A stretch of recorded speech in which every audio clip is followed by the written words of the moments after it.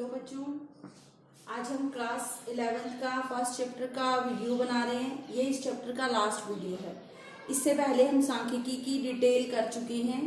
Last video में हमने start किया था सांख्यिकी का क्षेत्र, स्कोप में हम 3 चीज़ों की गणना करते हैं। पहला है सांख्यिकी की प्रकृति यानी कि उसका नेचर, दूसरा है विषय सामग्री या सब्जेक्ट मैटर, वो हमने लास्ट वीडियो में कवर किए थे। इस वीडियो में हम करेंगे उसका स्कोप का third part, limitations of statistics यानी कि सांख्यिकी की सीमाएं। तो सांख्यिकी की सीमाएं या कमियां, तो कोई भी चीज है जो हम इस्तेमाल करते हैं, अगर उसके कुछ पॉजिटिव या कुछ अच्छे उसमें कुछ खासियत होगी तो उसमें कहीं ना कहीं कुछ ना कुछ कमियां भी होंगी।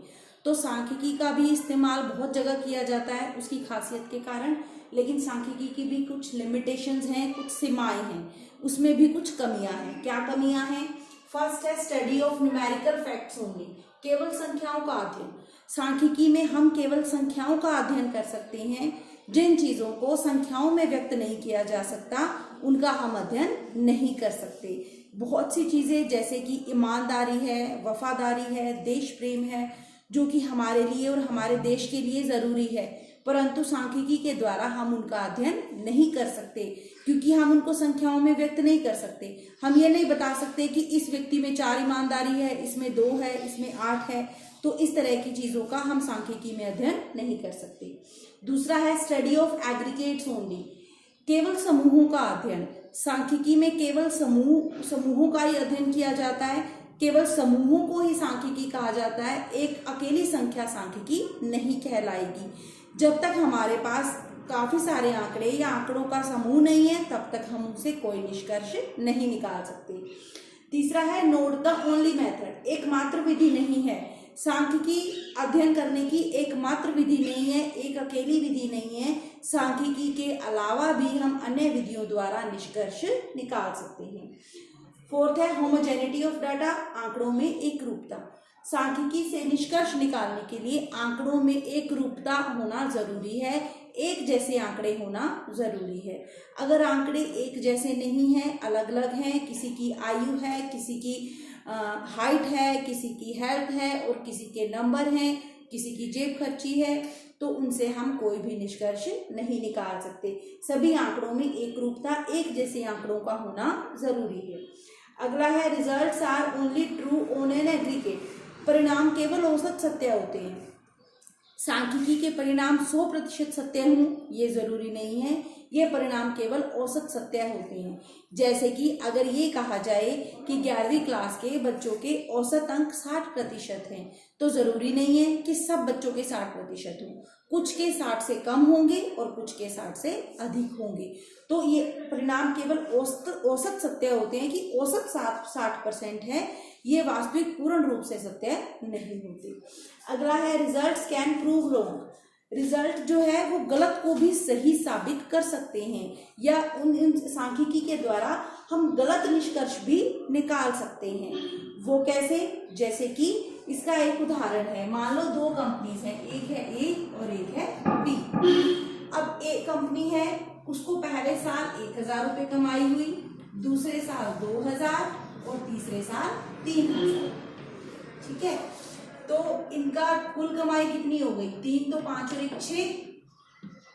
अगर हम इनका औसत निकालेंगे, 6000 को 3 से भाग करेंगे तो इनका औसत आ गया 2000।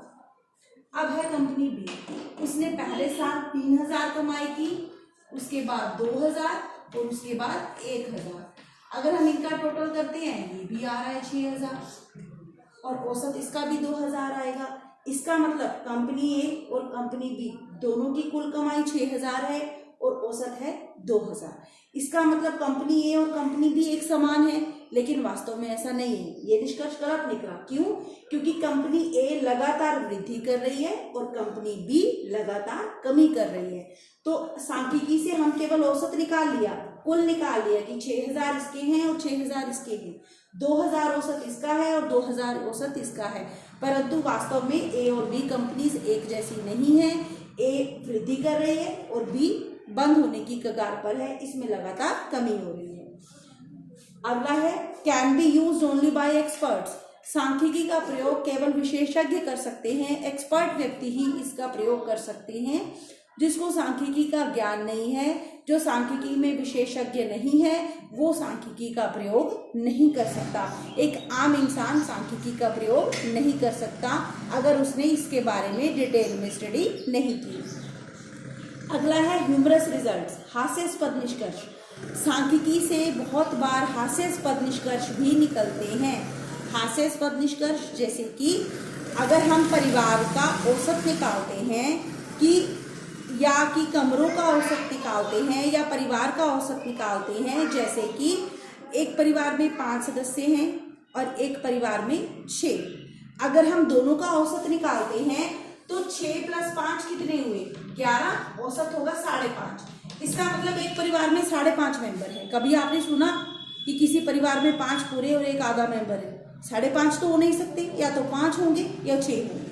तो आंकड़ों से कई बार हास्यास्पद निष्कर्ष भी निकलते हैं। जैसे कि अगर हम क्लास के बच्चे निकालें कि 9वीं से 12वीं में औसत हर एक क्लास में मान लो ऐसा आ गया कि 52 बच्चे हैं या 50 बच्चे हैं, तो बच्चे या तो 50 होंगे या 51 होंगे, 50 तो हो ही नहीं सकते। तो आंकड़ों से कई बार हास्यास्पद निष्कर्ष भी निकलते हैं, गलत निष्कर्ष भी निकलते हैं। उम्मीद है आपको ये पूरा चैप्टर समझ में आया होगा। नेक्स्ट वीडियो से हम आपके +1 क्लास का 2nd चैप्टर स्टार्ट करेंगे। Thank you.